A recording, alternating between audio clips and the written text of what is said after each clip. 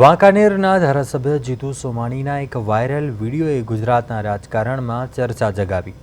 આ વિડીયોને લઈને સર્જાયેલા વિવાદ બાદ જીતુ સોમાણીએ પ્રેસ કોન્ફરન્સ કરી પોતાનો પક્ષ રાખ્યો। તેમણે સ્પષ્ટ શબ્દોમાં વિરોધીઓને આડે હાથ લેતા અનેક વિવાદાસ્પદ અને ધારદાર નિવેદનો આપ્યા। સોશિયલ મીડિયા પર વાયરલ થયેલા વિડીયો મામલે ખુલાસો કરતા ધારાસભ્ય જીતુ સોમાણીએ જણાવ્યું, વિડીયો બનાવનાર વ્યક્તિ કોંગ્રેસ સાથે જોડાયેલો છે તે વાતની તેમને પહેલેથી જ જાણ હતી અને આ દરમિયાન તેમણે મોટું વિવાદાસ્પદ નિવેદન આપતા કહ્યું કે તેમણે ક્યારેય વિધર્મીઓના મત માંગ્યા નથી અને ભવિષ્યમાં પણ માંગશે નહીં।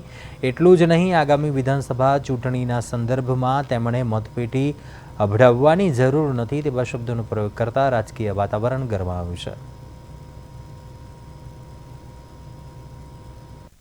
ભારતીય જનતા પાર્ટીને મત આ દલડીમાંથી કેટલા મળ્યા છે।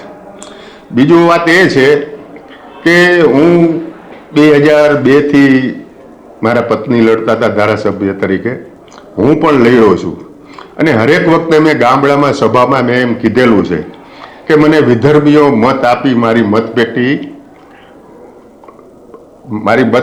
તમે બગાડતા નહીં, અભડાવતા નહીં મતપેટીને।